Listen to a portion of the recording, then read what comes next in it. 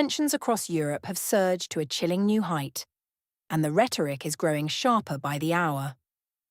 Before we begin, make sure you subscribe and hit the like button so you never miss the critical geopolitical updates shaping our world in real time. Now, let's break down this dramatic development unfolding between Moscow and the Baltic region. The Kremlin has issued a stern warning regarding the possible deployment of NATO nuclear weapons in Estonia, signaling that such a move would fundamentally alter Moscow's military posture toward the Baltic state. Speaking in a televised interview, Kremlin spokesman Dmitry Peskov stated that Russia does not view Estonia, or any European nation, as a current target. However, he made clear that if nuclear arms belonging to the US-led alliance were stationed on Estonian soil and positioned against Russia, Moscow would respond in kind by directing its own nuclear arsenal toward Estonian territory. The statement came after Estonia's foreign minister indicated that Tallinn would not oppose hosting NATO nuclear weapons should the alliance decide to expand its deterrence footprint in the region. Peskov emphasized that Moscow's position is not framed as a threat, but as a reciprocal measure. According to him, any deployment of strategic weapons aimed at Russia would automatically result in mirrored targeting decisions. He added that Estonian authorities should clearly understand the gravity of such a scenario. The backdrop to this exchange is a broader debate unfolding within NATO and across Europe about strengthening nuclear deterrence.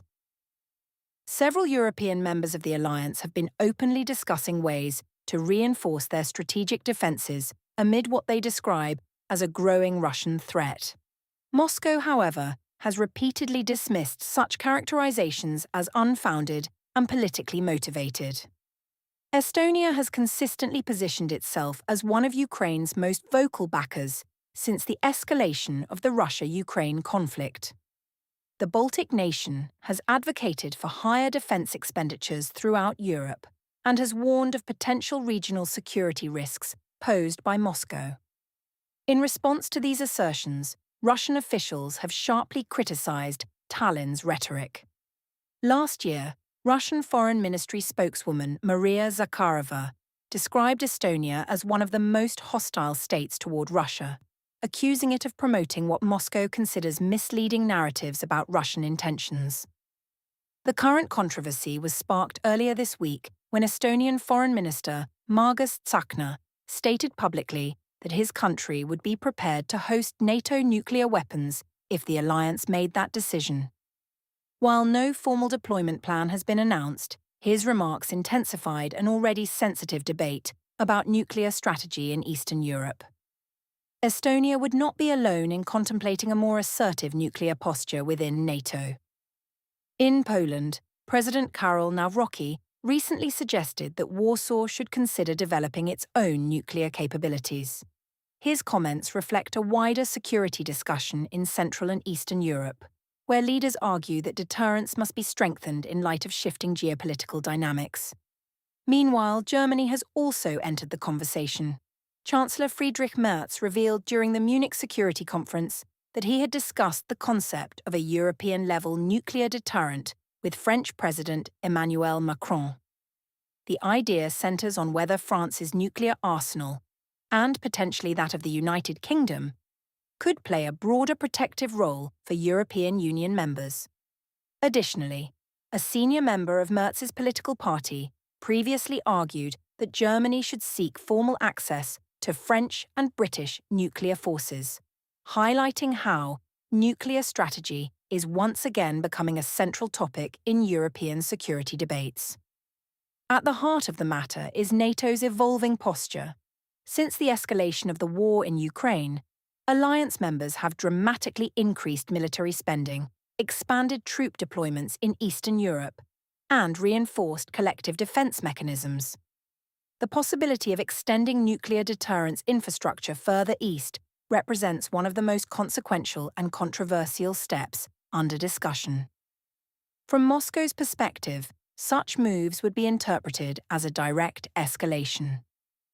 Russian officials maintain that NATO expansion and military buildup near Russia's borders undermine regional stability.